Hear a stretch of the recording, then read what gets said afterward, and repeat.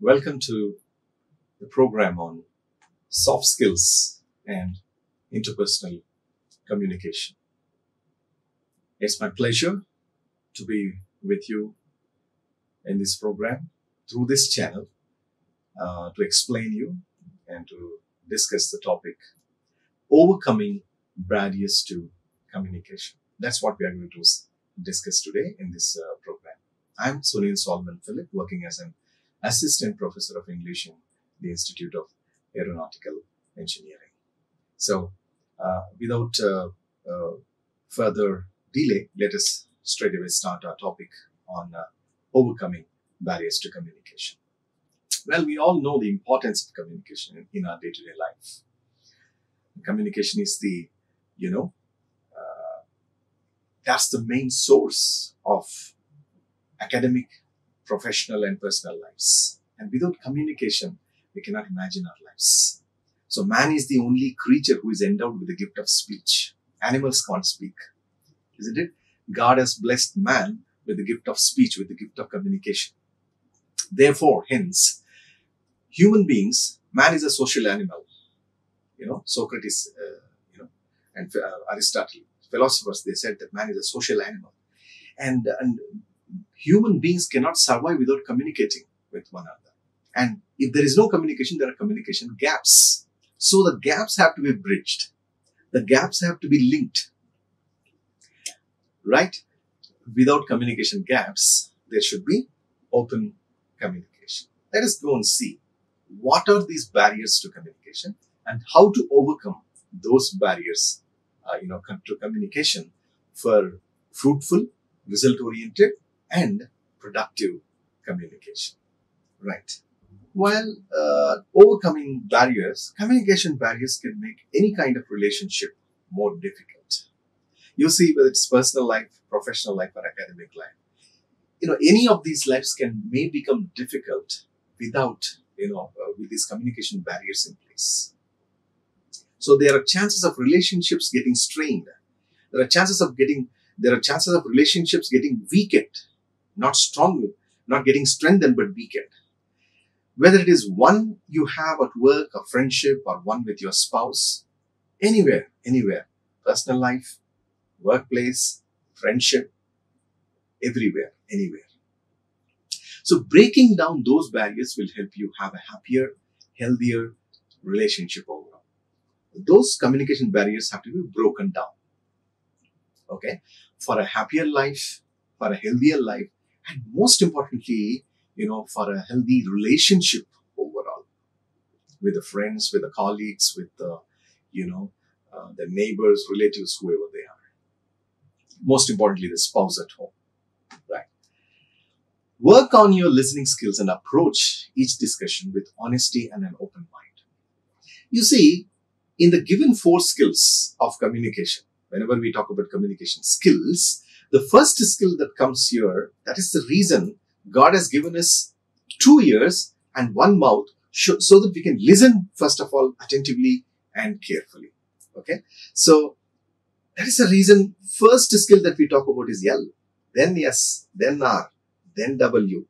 Okay. So the first and foremost skill, listening. Listen attentively, carefully. And approach each discussion with honesty and an open mind. Don't sit there maybe with a prejudiced, with your prejudice there, or with a preconceived notion. Don't sit there. Don't sit in that discussion with a preconceived notion. So always sit in that discussion with honesty, open-mindedness, and welcome the ideas of the opposite. Listen patiently. Listen in a focused manner.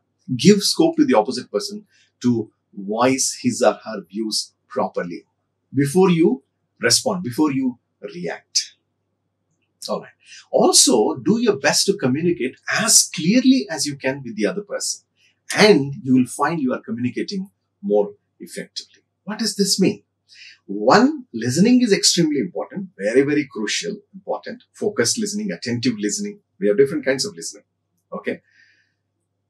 And when you respond and when you react, do your best to communicate as clearly, as crisply as possible with the other person, with the opposite person. And you will find you are communicating more effectively and efficiently to the opposite person, so that the opposite person can understand what is that you are trying to say. Right. Let me take you to the next slide. So here, working on language barriers. What are these language barriers in the first place? And how to work on those language barriers is the primary question to be addressed. Speak slowly and clearly without jargon and idioms. What do I mean by speaking slowly and clearly? And what are these jargons and idioms? Well, jargons are, for example, engineering students, they have lots and lots of technical jargons, right? Some of the terms, the listener might understand some of the terms, the listener might not understand some of those jargons, technical vocabulary, most importantly. Your coding language, decoding language, programming language. So be careful about the kind of jargons that you use in your spoken communication or in your written communication. Do not take the listener or the reader for granted. It should not be taken for granted that the listener will understand. The speaker, the reader will understand. No, we don't know whether they may be able to understand. They might not be able to understand. So be careful about the jargon that you use in your connected speech or spoken communication or written communication. Okay. And idioms, most importantly. I'm going to give you a beautiful example also on that, about usage of idioms in spoken communication. Okay. It's easy to get caught up in technical language and jargon when you are used to, talking that way around your team. So what will happen is, you may get caught up in technical language and jargon when you're used to talking that way around you.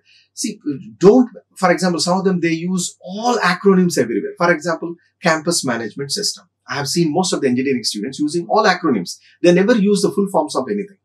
They always use shortcuts of that. Okay. The full form of that is campus management system. All the time you're used to CMS, and you go to a layman, you also use the word CMS there. He will get confused. So at least for the first time, you should use the full form of that acronym or the abbreviation. Isn't it? So that's called jargon. Okay, fine.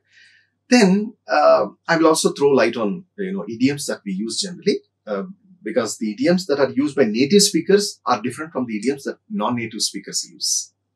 By the word native speakers, I'm talking about Americans, people who live in England, USA, Australia, New Zealand. These are all native speakers, because for them, their mother tongue is English. Whereas for Indians such as us, our mother tongue is not English. Our mother tongue is different. Whereas this, English language is one of our official languages. Or maybe this is one of our second languages. Therefore, we need to be careful, most importantly, about using, the idioms that are understood by native speakers when you use it among non-native speakers. You don't use the idioms that are used by native speakers when you are talking to non-native speakers. For example, Indians. Okay. So we need to be careful about that. I will also give you one example on that. However, not everyone will be able to follow that language. So it is important to state things as simply as you can.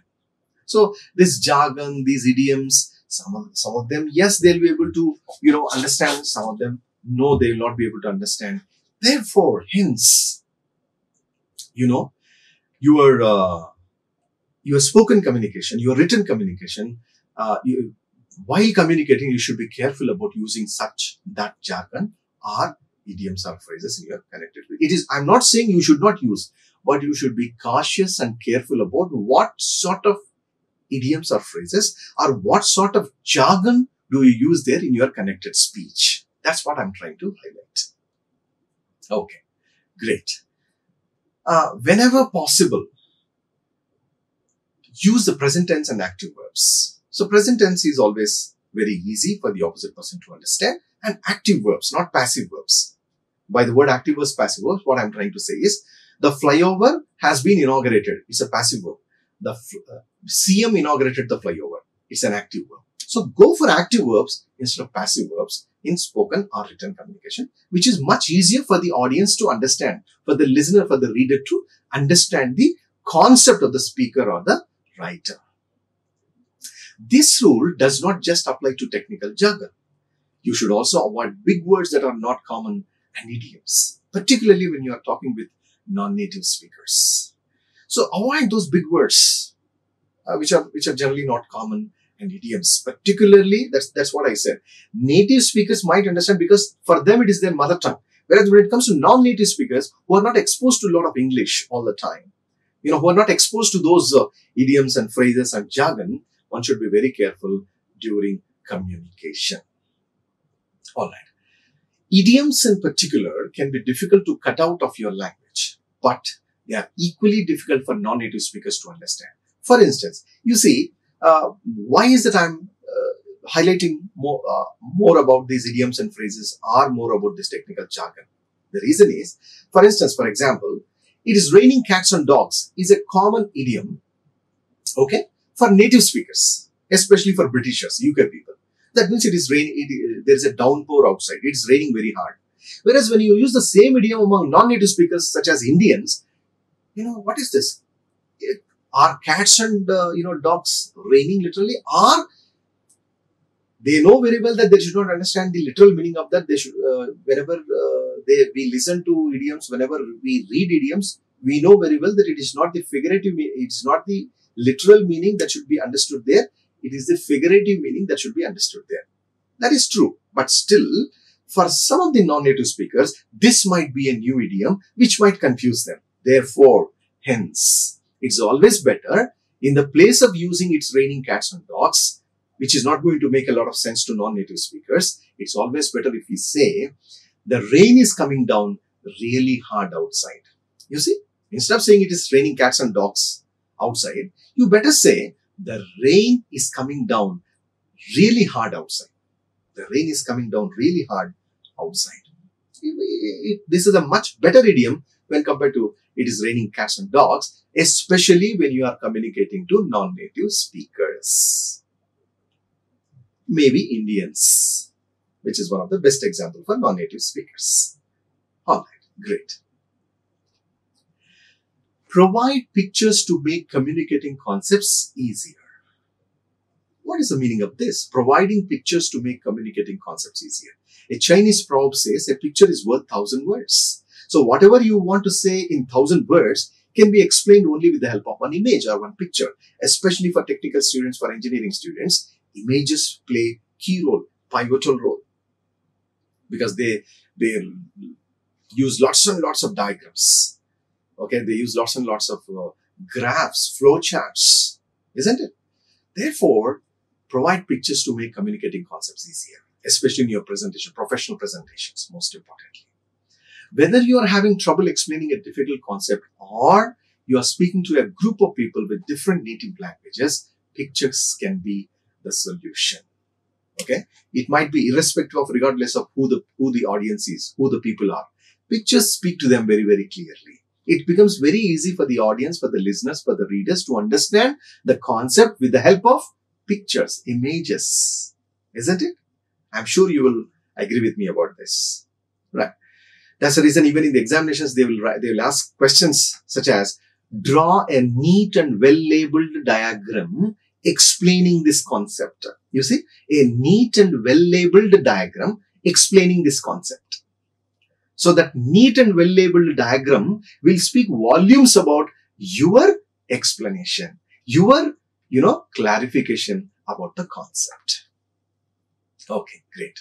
Pictures and diagrams make it easier to get your point across, ensuring everyone is on the same page. Without confusion, without, chaos, these pictures and diagrams, they will make the job of the listeners, very easy. The job of the readers, easier, without any kind of scope for confusion.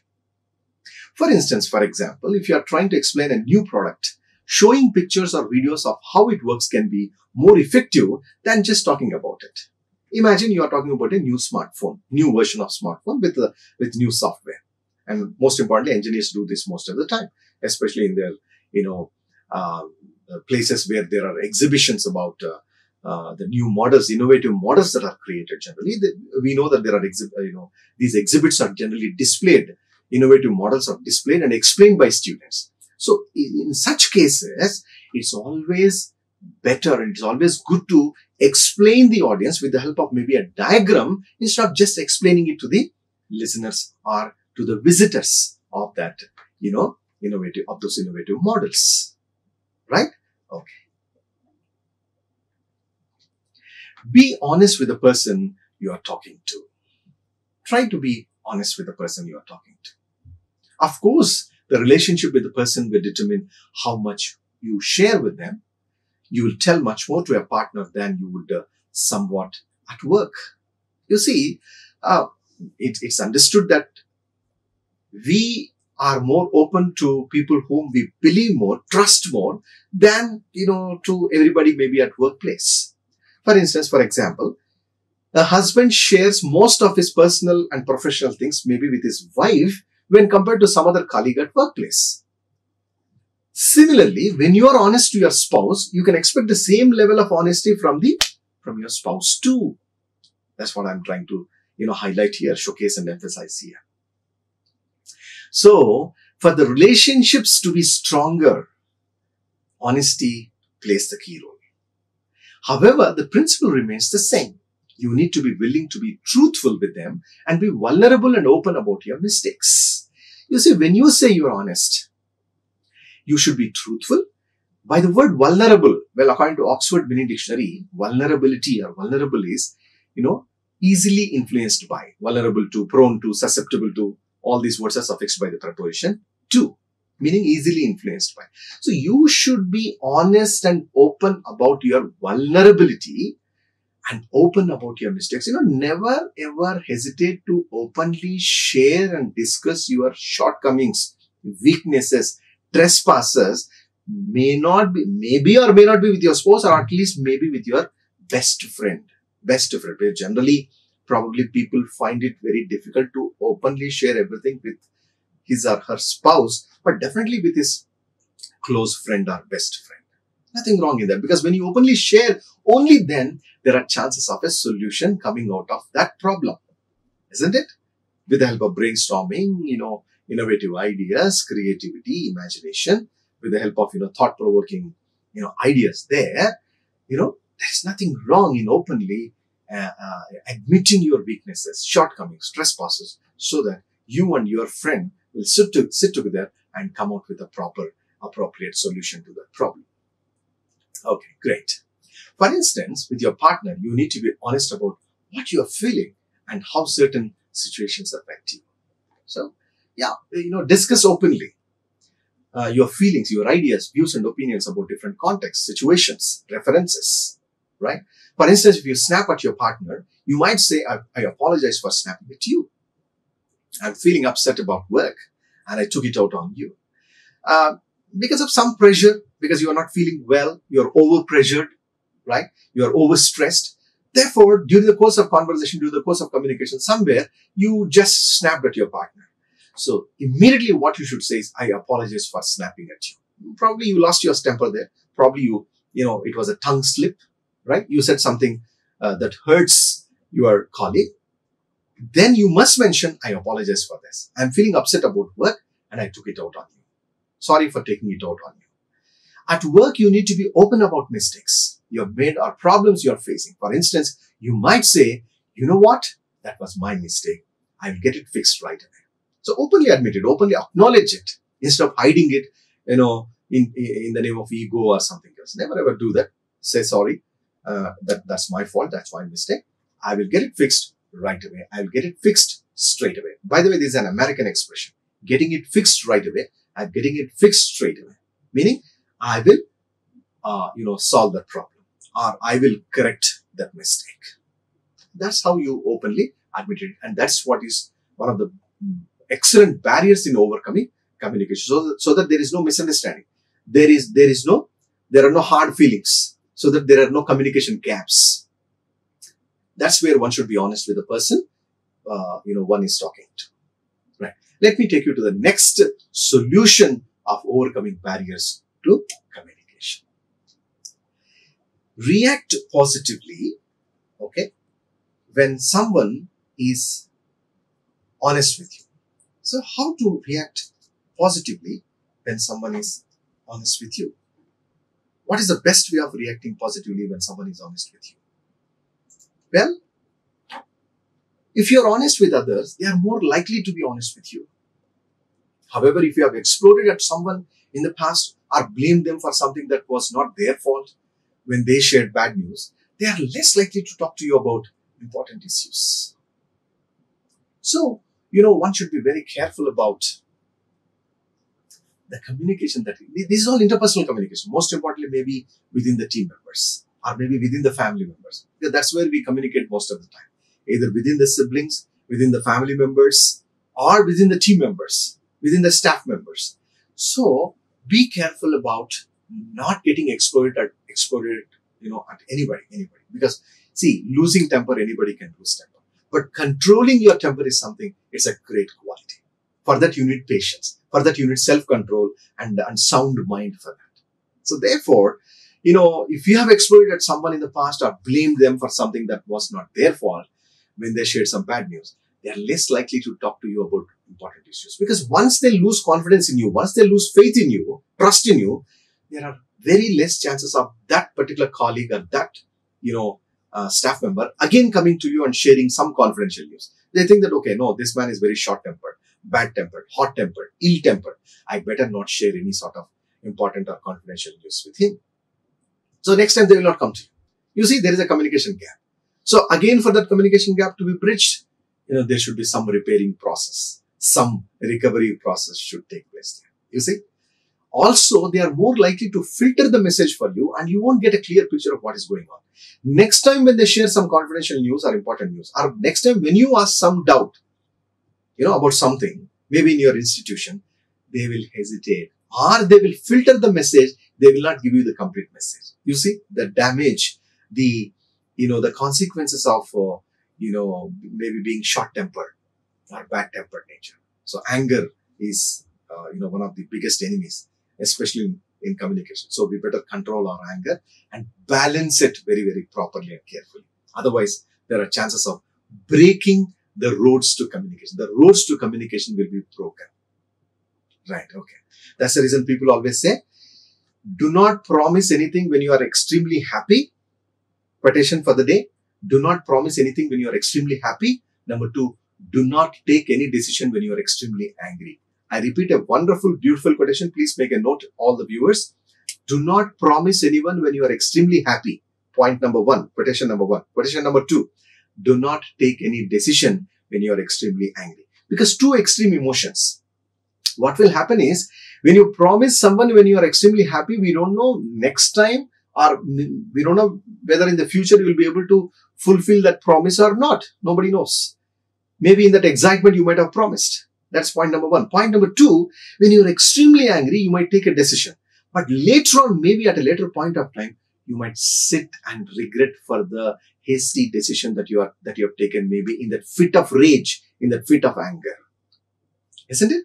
So be careful about this barrier in communication. Right, okay. Also, okay, right. For instance, maybe your partner has told you in the past when your kid gets in trouble at school, but you tended to explode about it.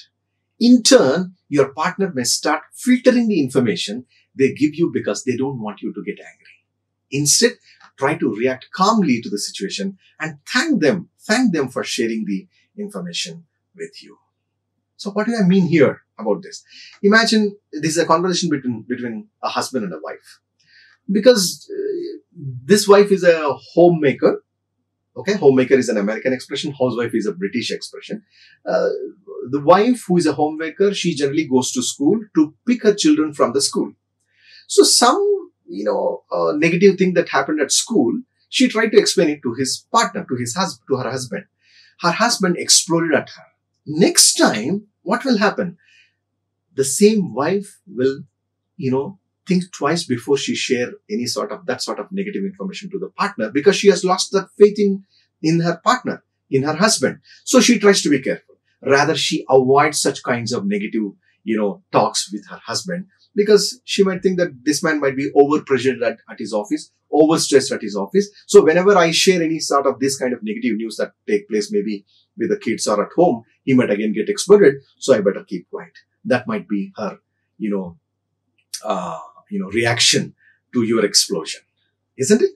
Therefore, instead, try to react calmly to the situation and thank them for sharing the information with you. Rather, you should appreciate your wife. Maybe as a husband, that husband should appreciate his wife for sharing those negative things with him, not hiding anything with him, so that, next time she feels happy and she comes back to her husband with more of that news. Isn't it? Right. Great. Calm down before having a discussion. This is again something very, very important. If you are upset and your emotions are running wild, you are going to have a hard time listening and communicating with the other person. You see, if your mood is off, if you are not in a good mood, if you are not in a proper mood, it is always better, to calm down. And if the emotions are running wild, it is very difficult to listen to the opposite person or communicate with the other person. Therefore, you should always say, I'm sorry, I'm not in a good mood now. I'll come back to you. I'll get back to you. Let me cool down. Something bad happened in the morning. Maybe some argument with somebody on the road, or somewhere you lost your temper. So you're not in a proper mood. So you'll tell them, sorry, give me some time. I think I'll get back to you. I'll come back to you. That is always better. Calming down before having a discussion. Instead of carrying forward the same bad, mood to the office and again exploding at everybody. That's again very, very bad, method of communication or process of communication. Is it? Right. It is important that you both take time to cool off before you have a discussion. That way you can have an honest, calm discussion. Or imagine two persons, they exploded at each other, or they, lost their temper at each other. It's always good to cool off. Take some time to cool off before you go for further discussion. That way, the discussion can be honest and calm. We might have seen practically several times these kinds of, problems whenever we talk to our friends, neighbors, siblings, most importantly, our father, mother, friends, anybody, isn't it? Right. Just let the other person, you need a little while. Okay. For instance, you could say, I do want to discuss this with you, but I need a little while to cool down. Can we come back to this in an hour? Okay. It's always better to tell them, I do want to discuss. I know this is something very important and this should be done today, but I think I need a little while to cool down, to cool off. Can we come back to this in an hour? Okay. Can I come back to this in an hour? Politely, courteously, so that you are not hurting anybody there. You do not hurt anybody there. And the communication is proper. Okay. Decently and in a dignified manner, in a very balanced manner, in a very diplomatic manner, you can again come back to that discussion. Right. Okay. The next, point in overcoming barriers to communication is avoid continuing an argument just so you can win. You see, you need not win an argument all the time. That way, you are actually trying to show off yourself as a sort of dominating personality. Never ever do that. See, you need not win every argument that you enter into. Isn't it? Discussion should not be about winning. They should be about coming to a compromise or agreement you can both live with. Discussions, debates at times, arguments, they are not about winning all the time. They are about sharing. They are about understanding. They are about, knowing one another or learning from one another, learning from each other. That is the reason, that is the purpose of discussions. It's not just about one person dominating the show all the time and the other person is just a, dumb listener all that. No, it's not that. That way, the purpose of communication is defeated there. Communication is two-way process. It's a dynamic process. It is not just a one-way process. It should not be something like, when I speak, only your ears should listen. Otherwise, you will not have your next birthday. It should not be something like a movie dialogue. Some of them, they say this. When I speak, only your ears should listen. Otherwise, you will not have your next birthday. That should not be the case. Isn't it? Right. Okay. If you keep holding on to the need to win, you are just going to make both of you upset as you try to dominate every discussion. What's happening here? If you keep holding on to the need to win, because you have the urge to win all the time, you're just going to make both of you upset as you try to dominate every discussion, because the opposite person knows, see, he's always the same way kind of person. He never allows the other person to speak. He always wants to dominate the discussion. He always wants to, show off his skills all the time. And he never allows others to come out properly or speak out properly. That should not be the signals that you should be sending to your listeners and to your readers. Isn't it? Right. This process requires you to regulate your emotions and your competitive drive. If you feel yourself wanting to keep arguing, step back for a second and ask yourself if it is worth it. What compromise can you live with? You see, this process, which process? Understanding the opposite person, empathizing with the opposite person is something very, very important in communication. That's the biggest barrier that should be broken down in the process of communication. So here, the person who is trying to dominate the discussion should regulate his emotion. What is regulating? Controlling. We have fan regulators to control the speed of the fan. Similarly, here we need to regulate our emotions. We need to control our emotions depending on the situation, depending on the context, depending on the reference, and the competitive drive. If you feel yourself wanting to keep arguing, step back for a second. Ask yourself, is it worth it? Do I need to always, criticize the opposite person? Okay. Do I need to always dominate the discussion just because I have to win? No. What compromise can you live with? Ask yourself. Question yourself. Then the communication will be fruitful, productive, and result-oriented. Okay, great.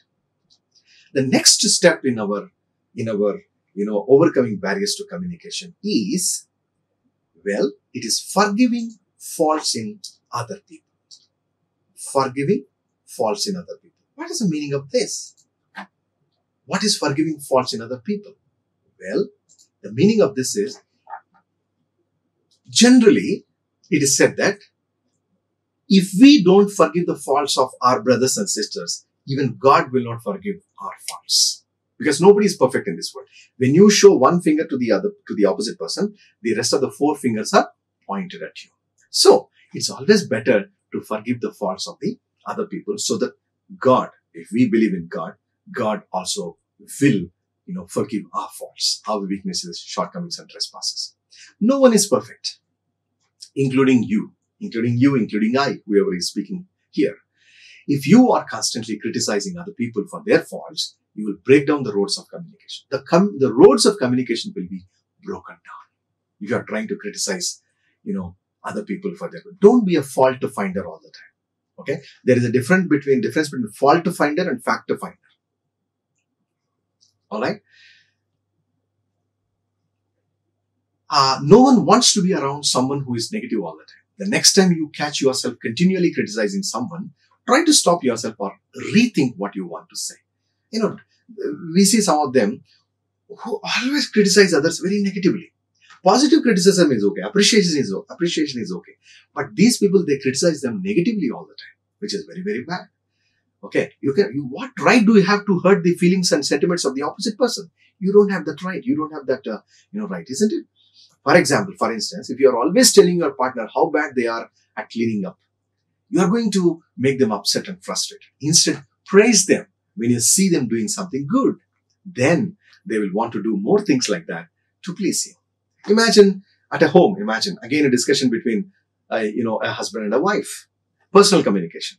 Of course, these things happen also in professional communication. Maybe a boss talking to the, person who cleans the room.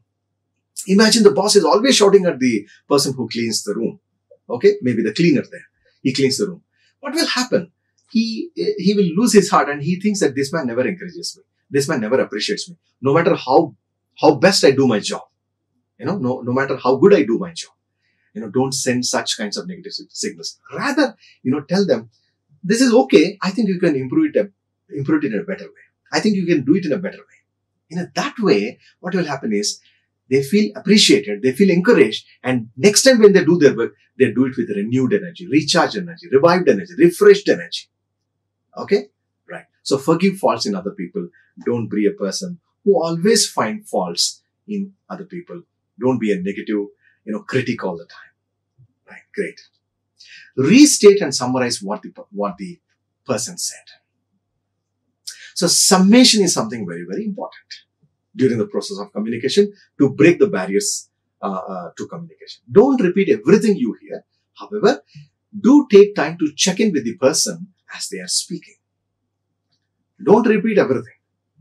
But, You should always cross-check to find out how best the opposite person has understood you or how best the opposite person has analyzed you.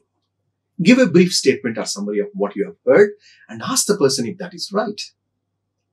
For instance, you might say, so if I'm hearing you right, you are saying you are feeling overworked and stressed out by your boss. Imagine this is a telephonic conversation that is taking place between, two colleagues. And probably one colleague is explaining his tale of woes. By the way, the meaning of WOES, tale of woes, is his story of problems that he has with his boss with one of his colleagues. So the colleague, after listening to him, maybe after 10 minutes or 15 minutes, he will tell him as a summary, to the speaker. The listener is now telling to the speaker, so if I'm hearing you right, you are saying you are feeling overworked and stressed out by your boss. That's what I understand by this conversation. That's the way you summate, and you tell the speaker that you are with him, that this is what you have understood by the conversation or by the communication of the speaker. This shows you are listening and helps you to make sure you are getting the story right. Try not to interrupt the person, rather wait for them to take a break before making a statement.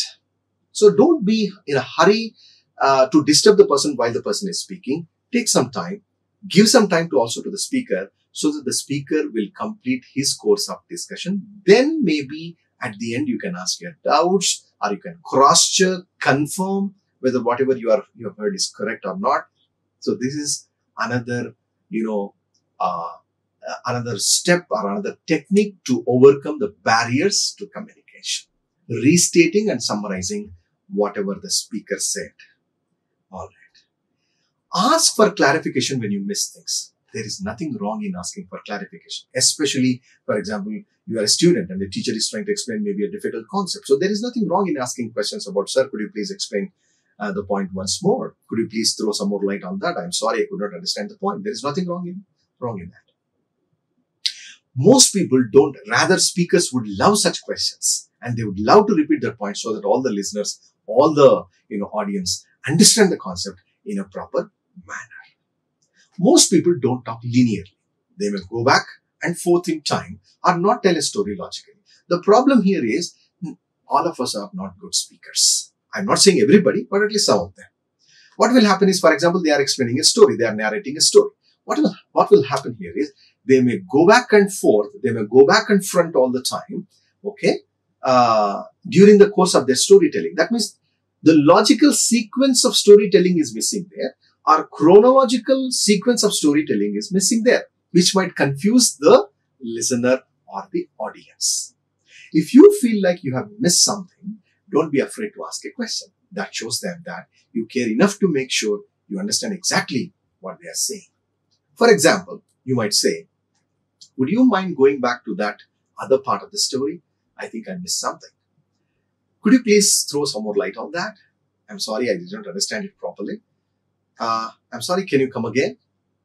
These are all polite expressions, polite phrases and expressions, target language expressions, TLEs that are used in communication so that we can break the barriers to communication effectively and efficiently. All right, great. Going to the next step in our overcoming barriers to communication, offer emotional labels for what the person is saying.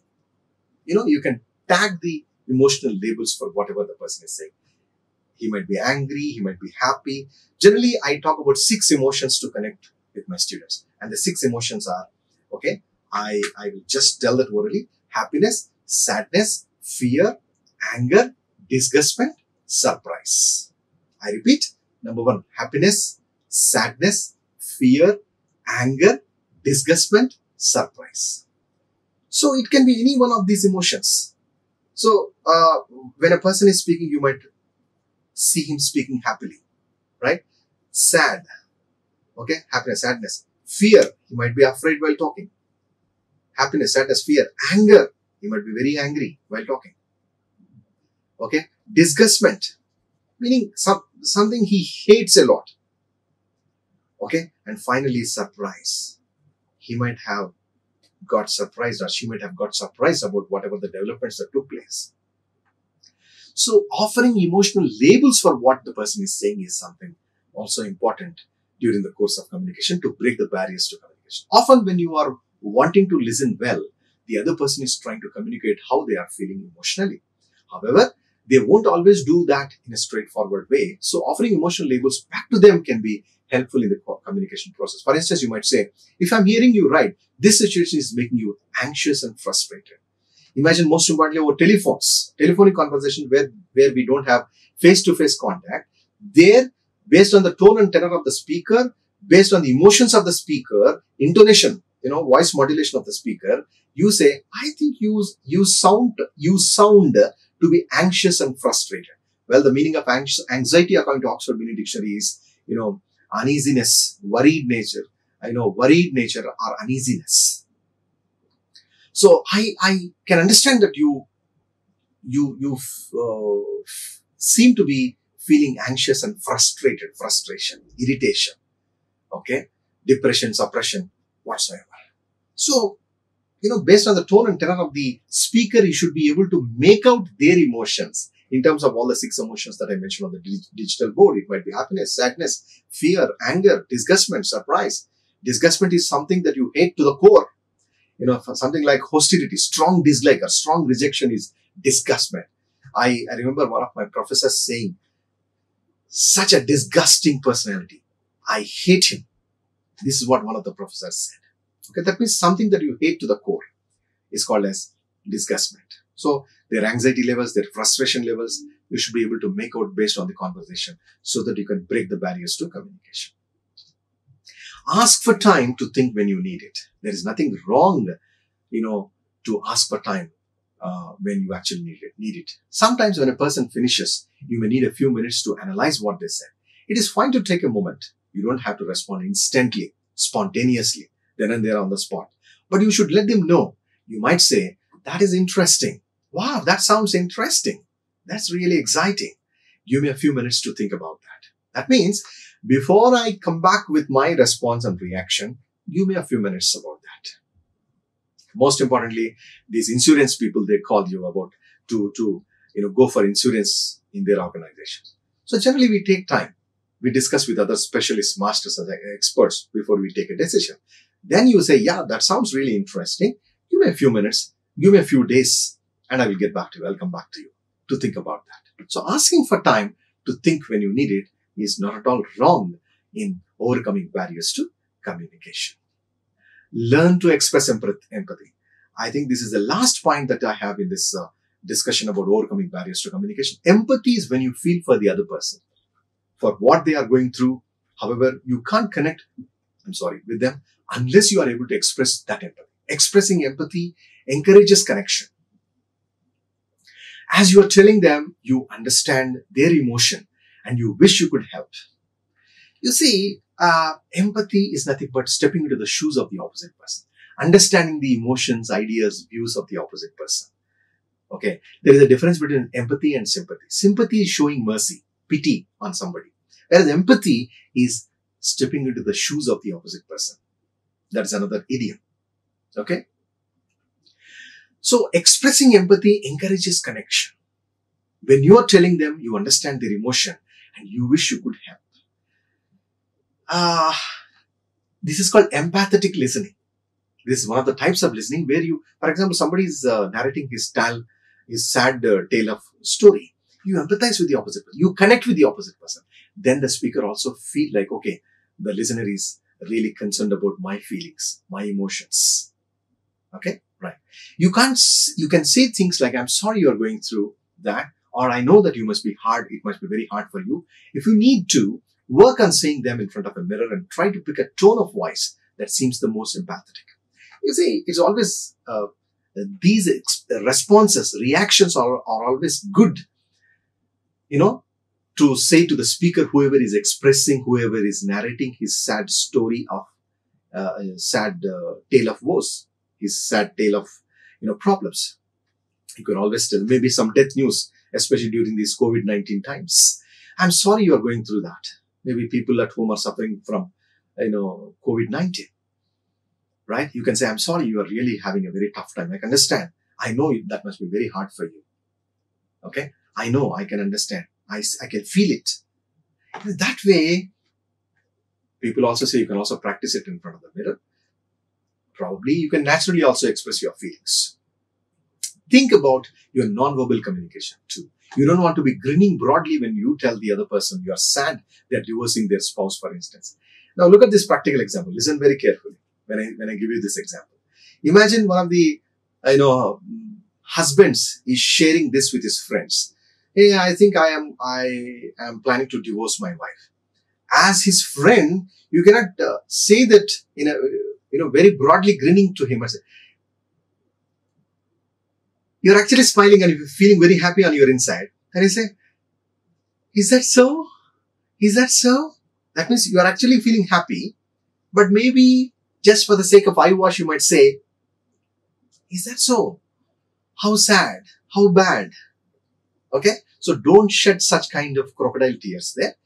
Try to also, try taking care of your non-verbal communication also there. I mean to say your facial expressions most importantly, gestures most importantly, whenever it is a bad news. Imagine a newsreader is reading a sad news with a broad grin on her face or on his face. How do you feel? When a great leader has passed away, do you think the newsreader will read that news in a very happy tone and with a broad grin on her face? No. Even her facial expressions would change. Isn't it? That's what I'm trying to say here about learning to express empathy, which is another step to break the barrier to communication. You don't necessarily have to feel empathy to communicate empathy. In other words, it's fine to fake it as long as you can do it well. Because there are also people who fake it, who do it, maybe who pretend it, who act it. It's okay as long as you do it correctly. But don't hurt the sentiments and feelings of the opposite person during your course of communication. Whenever there is a sad news, don't accept or don't listen to the sad news with a broad grin on your face because they might misunderstand you. Okay, they might get hurt. I am sharing this kind of bad news, with him. And he, listens to that. He responds and reacts to me with a broad grin on his face. They might get hurt. So that might again become a barrier to communication. All right. You may not feel depressed by whatever they are saying. However, it is still important to them and you should acknowledge it. Acknowledging the pain, the sorrow, the problem of the opposite person during communication is something very, very important. All right. So viewers, I think that's all I have for you in this topic on overcoming barriers to communication. I've discussed around 12 points if I'm not wrong. In our discussion on overcoming barriers to communication. The first one that I said is your takeaway in this presentation, working on language barriers. Take care of your pronunciation, take care of your language barriers. Most importantly, jargon that you use, idioms and phrases that you use, cats and dogs example that I took there. Provide pictures to make communicating concepts easier. Step 2 in overcoming barriers to communication. A picture is worth 1,000 words according to a Chinese proverb. Third point, be honest with the person you are talking to. Honesty is the best policy. Don't forget that. Point number 4, react positively when someone is honest with you. So don't react negatively when someone is honest. Right? Point number 5, calm down before having a discussion. Imagine you have a bad mood. It's always better to cool off and then come back to the discussion instead of carrying forward your negative anger there and disturbing everybody, hurting everybody in that communication, especially in board meetings and places such as that. So 1, 2, 3, 4, 5 is done. 6th one is avoid continuing an argument just so you can win. Don't be a dominating personality in every argument and in every discussion. Give time to the opposite person also to react and voice his views properly. Right. The next point number 7, okay, is restate. Forgive faults in other people. Yeah, point number 7, forgiving faults in other people. See, it's generally said that if we don't forgive the faults of others, God will not forgive our faults. So bear that in mind. All right. Next one, point number 8, restate and summarize what the person said. It's always better to give the feedback, review, remarks about whatever you are listening, whatever you have understood about the communication. Then point number 9, ask for clarification when you miss things. There is nothing wrong in asking for clarification. Nothing wrong in saying, I'm sorry, I did not understand this properly. Could you please throw some more light on that? Could you please come again? Nothing wrong. That is one of the best ways to break the barriers to communication. Right. Point number 10 here is offer emotional labels for what the person is saying. Point number 10. Offering emotional labels. I've given you 6 emotions to connect there. Happiness, sadness, fear, anger, okay, disgustment and surprise, or frustration, anxiety, anything. Okay. Tell them this is what I understand by your communication. Correct me if I am wrong. That way you can cross-check and confirm with the speaker. Point number 11, ask for time to think when you need it. There is nothing wrong in buying time before, responding and reacting, before giving your solution or before giving your reaction there. Last but not the least, learning to express empathy. Always understand the opposite person. Step into the shoes of the opposite person. That is called learning to express empathy. So these are all the 12 steps that we have discussed today in our topic on overcoming barriers to communication. I hope the session has been useful and resourceful to all our viewers. Keep watching IARE YouTube.